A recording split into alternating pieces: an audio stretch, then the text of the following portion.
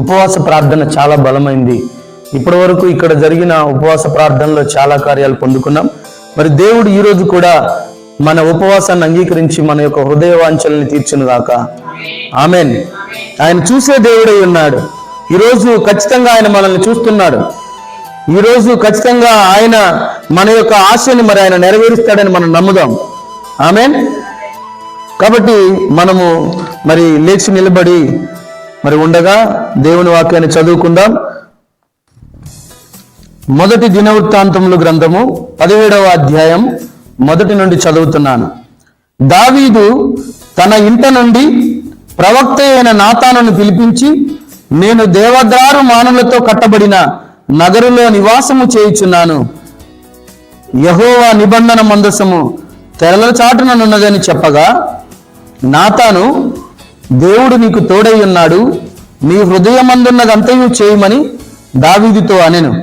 ఆ రాత్రి యందు దేవుని వాక్కు నాతానుకు ప్రత్యక్షమై ఇలాగు సెలవిచ్చెను, నీవు పోయి నా సేవకుడైన దావీదుతో ఇట్లనము, యెహోవా సెలవిచ్చినదేమనగా, నా నివాసమునకై ఒక ఆలయము కట్టించుట నీ చేత కాదు.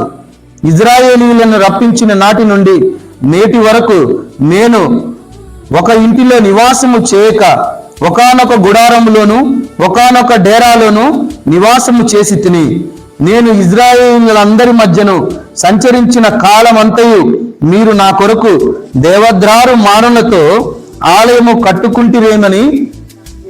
కట్టకుంటిరేమి అని నా జనమును మేపవలసినదని నేను ఆజ్ఞాపించిన ఇజ్రాయేలీయుల న్యాయాధిపతులలో ఎవరితోనైనను నేనొక మాట అయినా పలుకకుంటినా?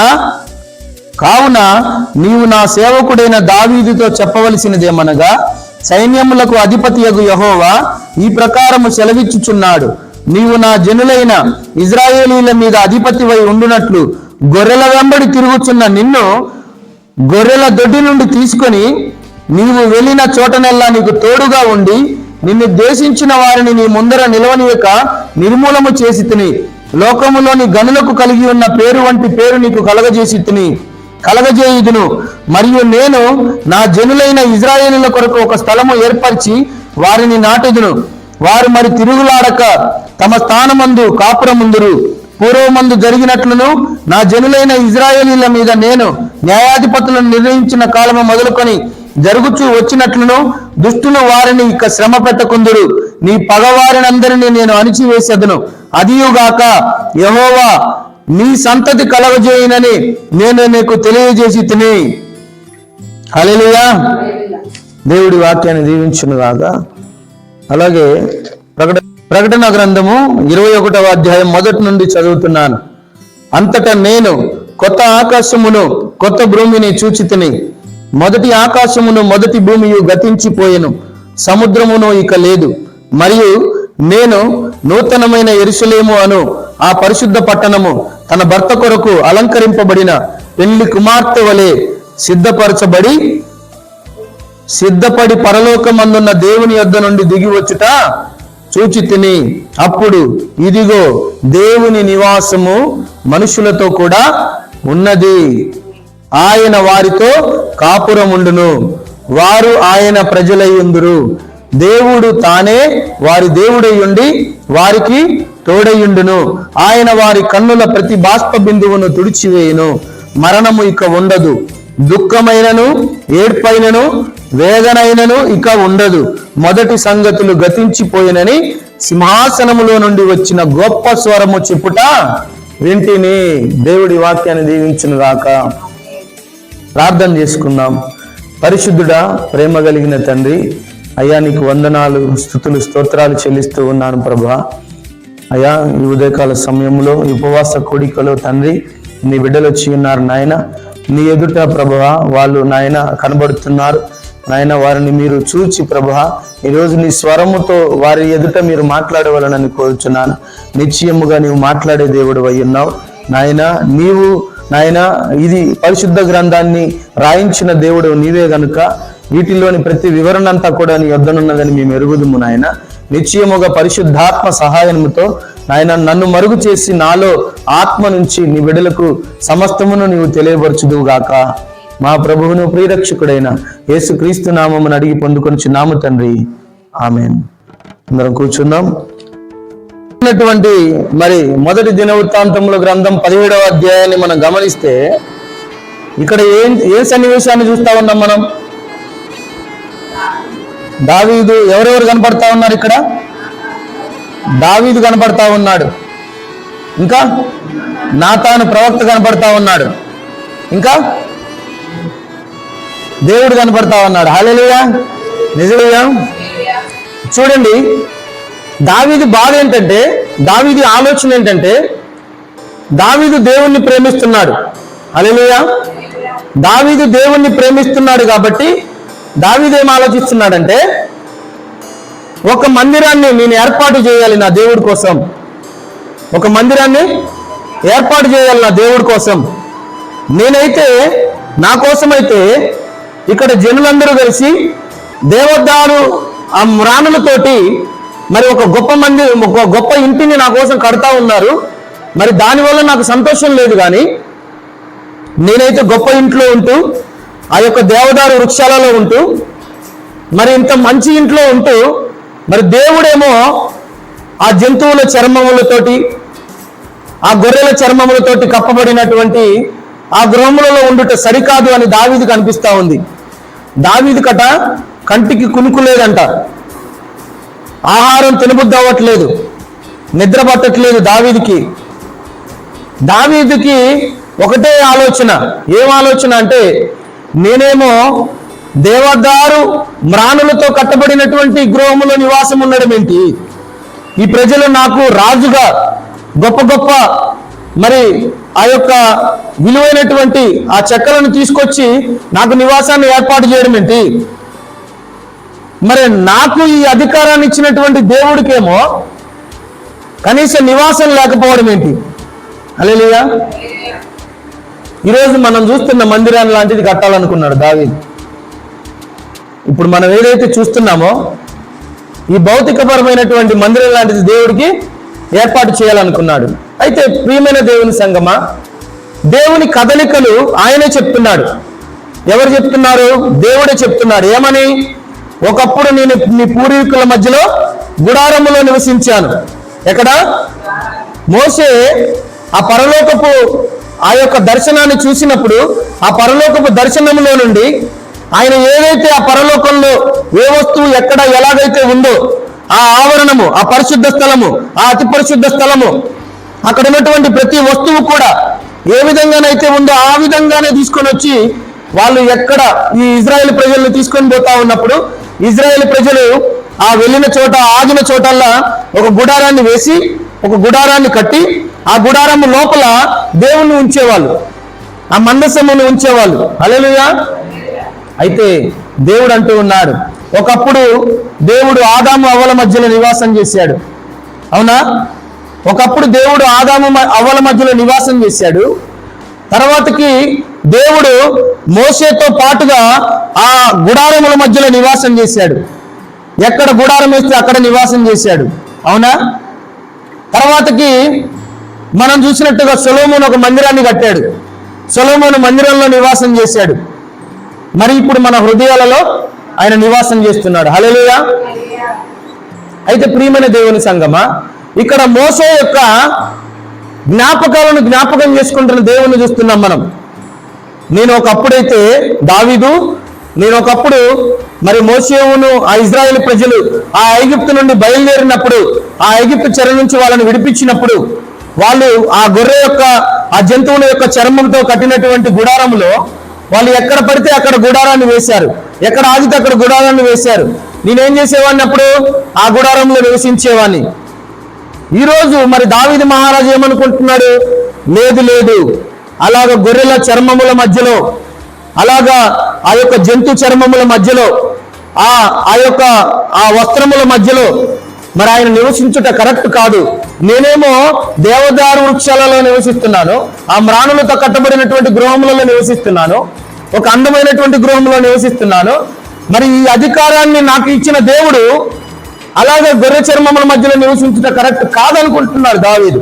అందుకు ఆయన కంటికి కునుకు లేదంట. హల్లెలూయా. ఆయనకి ఆహారం లేదంట. ఆయన ఆలోచనలన్నీ కూడా దీని మీదనే ఉన్నాయి.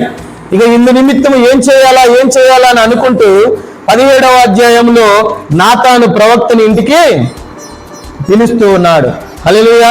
నేనేమో దేవదారు మానులతో కట్టబడిన నగరంలో నివాసము చేయుచున్నాను, మరి నన్ను ఈ స్థానంలో పెట్టిన దేవుడి యొక్క మందసమేమో తెరల చాటున జంతువుల యొక్క చర్మము చాటున ఉండడం కరెక్ట్ కాదని చెప్పినప్పుడు నాతాను ప్రవక్త ఏమంటున్నాడు?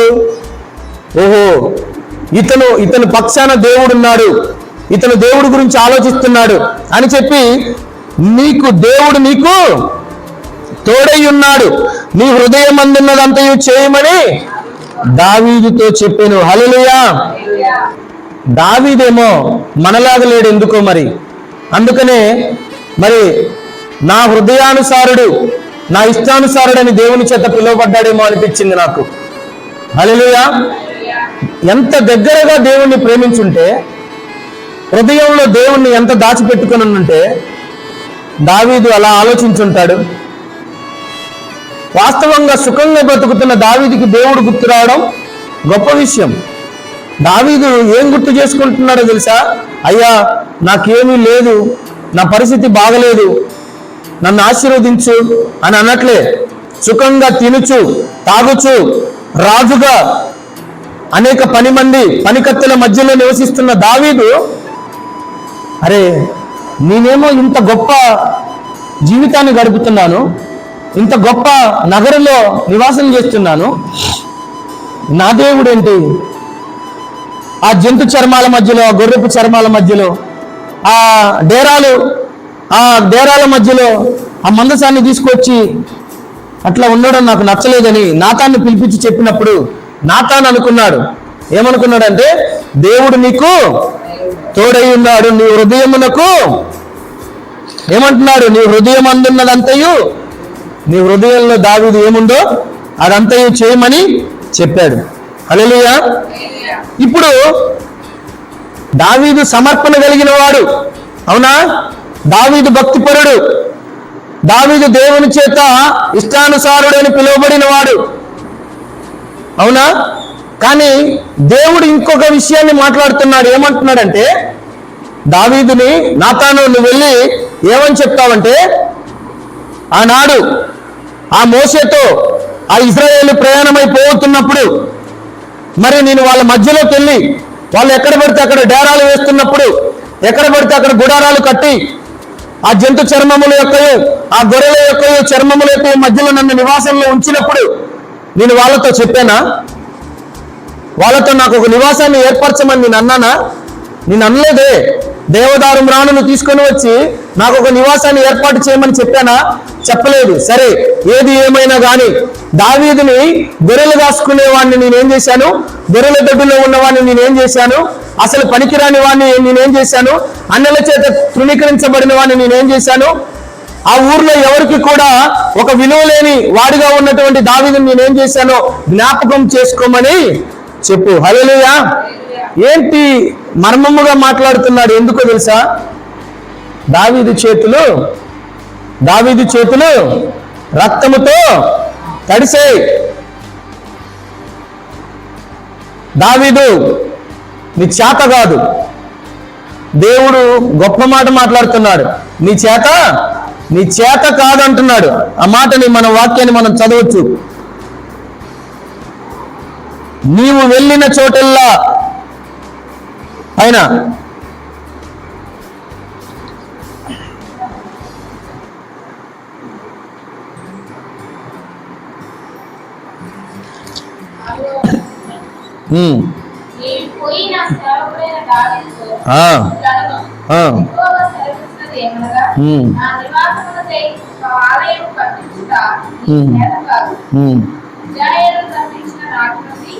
నేటి వరకు నేను ఒక ఇంటిలో నివాసం చేయక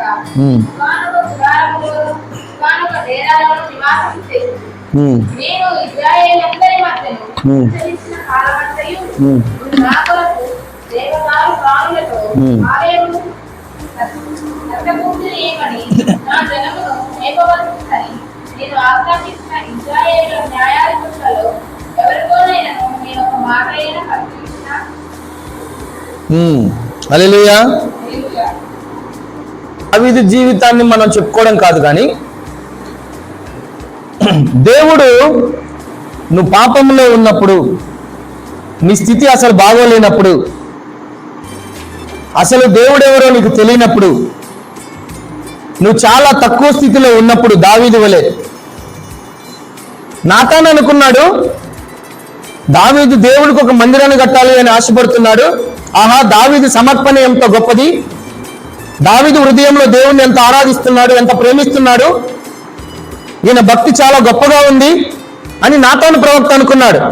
కానీ అదే నాతాను ప్రవక్త ఇంటికి వెళ్ళి రాత్రి పడుకొని అలాగున్నప్పుడు దేవుడు ప్రత్యక్షమై యెహోవా ఇలాగు సెలవిచ్చుచున్నాడు, నీవు వెళ్ళి నా సేవకుడైన దావీదుతో ఇలాగు చెప్పుము, మందిరమును కట్టుట నీకు చేత కాదు. హల్లెలూయా. నాతాను ప్రవక్త అనుకున్నాడు, నా ఆలోచన తప్పైంది, నా ఆలోచన మారిపోయింది. ఎందుకంటే దేవుడు పలుకుతున్న మాటలు, ఒకప్పుడు గొర్రెల దొడ్డిలో ఉన్న అతన్ని నేనేం చేశాను, ఈరోజు రాజుగా ఆ సింహాసనం మీద కూర్చోబెట్టాను. ఒకప్పుడు పనికిరాని వాణ్ణి, అన్నలు తృణీకరించిన వాణ్ణి, ఊరు ప్రజలందరూ విలువగట్టని వాణ్ణి సమూయేలు రాజుగా అభిషేకించడానికి పోతే తండ్రి అంటున్నాడు, వాడు పనికిరాని వాడయ్యా, నీకు ఇంకనూ కొడుకులు లేరా అని అడిగితే యెషయా ఏమంటున్నాడు, ఉన్నాడు ఒకడు గొర్రెలు కాసుకునేవాడు, వాడు అంత బలవంతుడు. హల్లెలూయా. కానీ అటువంటి బలహీనుణ్ణి, అన్నలందరూ తక్కువ చేసిన వాణ్ణే దేవుడు సమూయేలు ద్వారా అభిషేకించి రాజుగా నిలబెట్టాడు. హల్లెలూయా. అది ఎంత గొప్ప విషయం. నాతానుకు ఆ విషయం తెలుసు.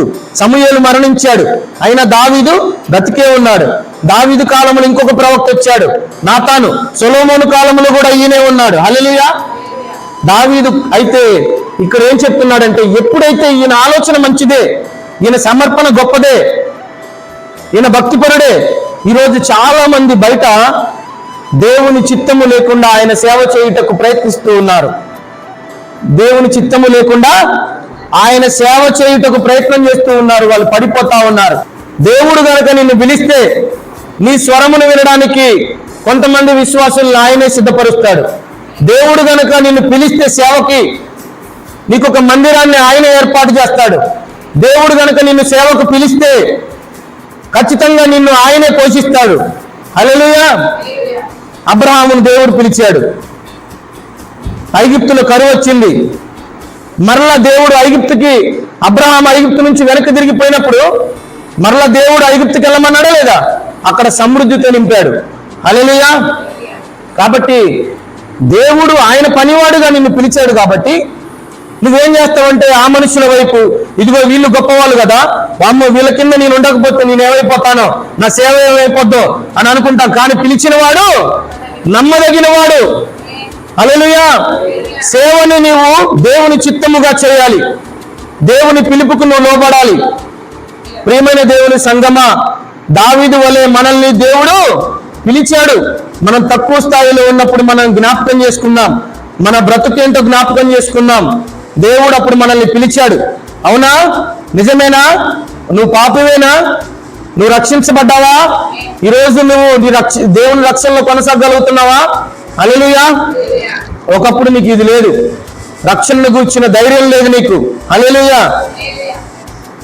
అయితే దేవుడు దావీదుతో చెబుతున్న మాట, ఈ మందిరమును కట్టడం నీకు చేత కాదు.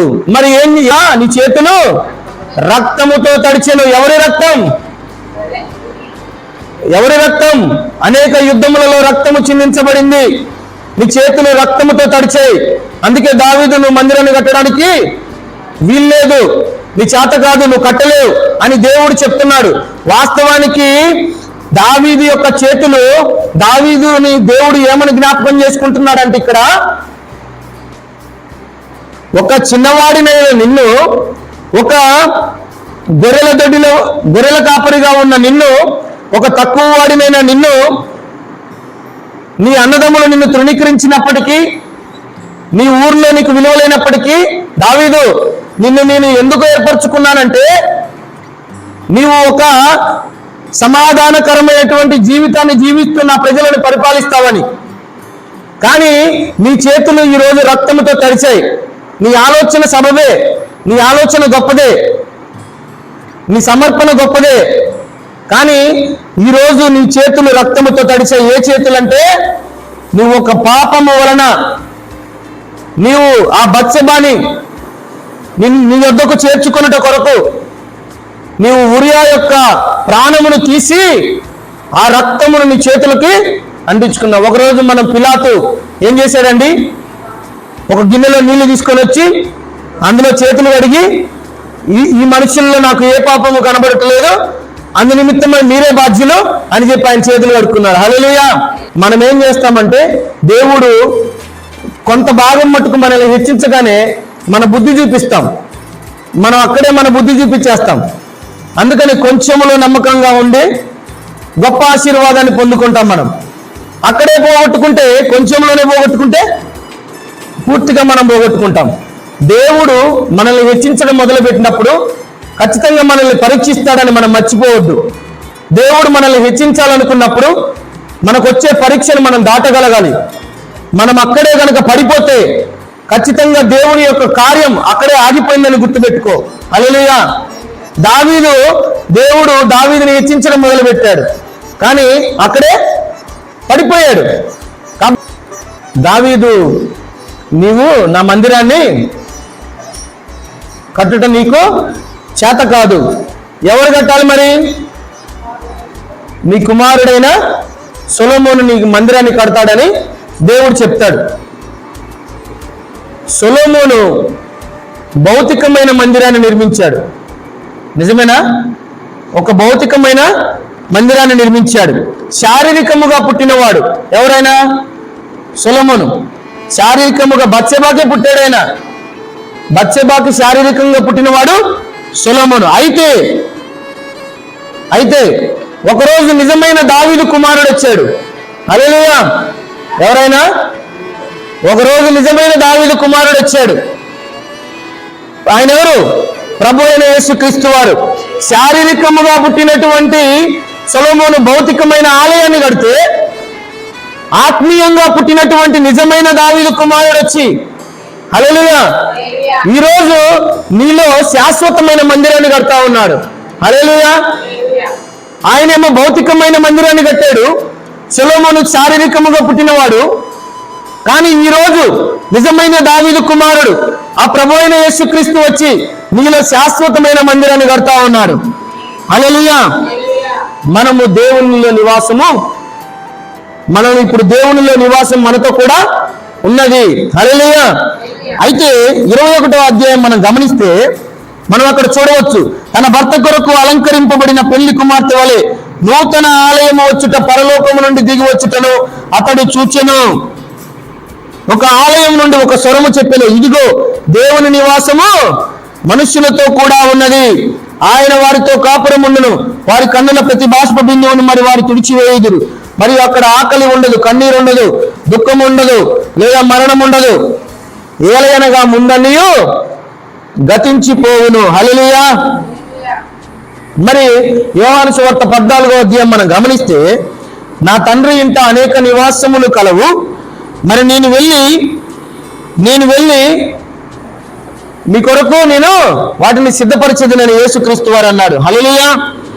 మరి కాబట్టి ప్రియమైన దేవుని సంగమా, ఈరోజు మనం ఆరాధిస్తున్నటువంటి ఈ ఆరాధన స్థలాలు, ఆ రోజు సొలొమోను ఏ విధంగానైతే, ఈ మాటలు మీరు వినాలి, ఆనాడు సొలొమోను ఏ విధంగానైతే శారీరకంగా పుట్టినటువంటి సొలొమోను భౌతికమైన మందిరాన్ని కట్టాడో, అది తాత్కాలిక మందిరం. అక్కడ జరిగినది, ఇప్పుడు జరుగుతున్నది, ఇక్కడ ఉన్న మనం చూస్తున్నదంతా కూడా తాత్కాలిక ఆరాధన. హల్లెలూయా. నా తండ్రి ఇంట అనేక నివాసములు కలవు. ఆయన ఏ మాటతో చెప్పుంటాడు? ఈరోజు మన సంఘాన్ని అక్కడికి తీసుకెళ్లాలని, హల్లెలూయా, తన భార్యను అక్కడికి తీసుకెళ్లాలని, ఆయనతో కూడా మనం నివసించాలని, మన కన్నీటి ప్రతి బాష్ప బిందువును ఆయన తుడిచివేయాలని. హల్లెలూయా. ఈరోజు ఆత్మీయంగా పుట్టినటువంటి నిజమైన దావీదు కుమారుడు, హల్లెలూయా. పరలోకములో మనకు ఒక నివాసాన్ని ఏర్పాటు చేస్తూ ఉన్నాడు. హల్లెలూయా. అది శాశ్వతమైన ఆరాధన, అక్కడ శాశ్వతమైన పాటలు, శాశ్వతమైన జీవితం. హల్లెలూయా. అక్కడ మరణం ఉండదు, దాహం ఉండదు, ఆకలి ఉండదు. అవునా? ఇక్కడ శాశ్వతమైన తాత్కాలిక ఆరాధన జరుగుతూ ఉంది. ఇక్కడ నువ్వు తాత్కాలిక ఆరాధన చేస్తేనే శాశ్వత ఆరాధనలో ఉంటావు. హల్లెలూయా. మరి ఏలైనగా నిత్యత్వమునకు జరుగు అది ఎలా ఉన్నట? గొప్ప వివాహముగా ఉన్నది. హల్లెలూయా. ఎంతటి గొప్ప సమయం అండి అది. ఈరోజు ఈ వ్యాధి, ఈ బలహీనతలు, ఈ బాధలు, ఈ అప్పులు, ఈ సమస్యలు, ఈ శోధనలు, ఈ వేదనలు, ఈ సూటిపోటి మాటలు, ఇవన్నీ కూడా అక్కడేమీ ఉండవు. హల్లెలూయా. తాత్కాలికంగా ఇవన్నీ మనం అనుభవిస్తున్నప్పటికీ మొదట నీ స్థితి కొద్దిగానున్నా తుదకు మహాభివృద్ధి చెందుతుందన్నాడు ఆయన. హల్లెలూయా. ఖచ్చితంగా ఆయన నీకు ఒక నివాసాన్ని ఏర్పాటు చేయడానికి వెళ్ళానని చెప్పాడు.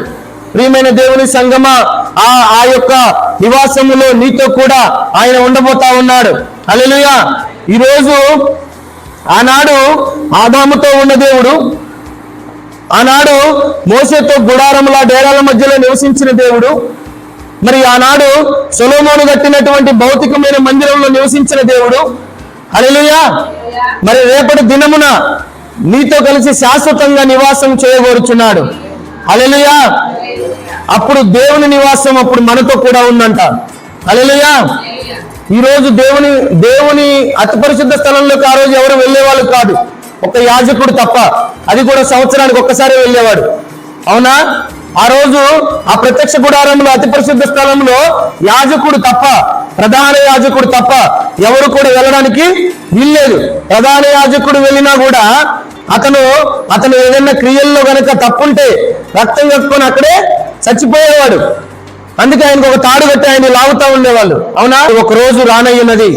ఖచ్చితంగా ఆ రోజు ఈ భౌతికమైనటువంటి ఆలయాలు కాదు కానీ ఒక శాశ్వతమైన నిర్మాణం నీ కొరకు కట్టబడి ఉంది.